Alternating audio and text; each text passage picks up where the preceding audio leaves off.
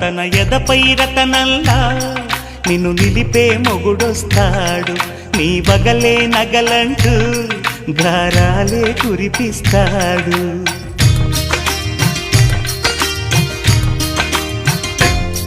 తన ఇంటికి కళ్ళ తెచ్చే మహాలక్ష్మిగా పూజిస్తాడు, తన కంటికి వెలుగిచ్చే మణిదీపం నీవంటాడు.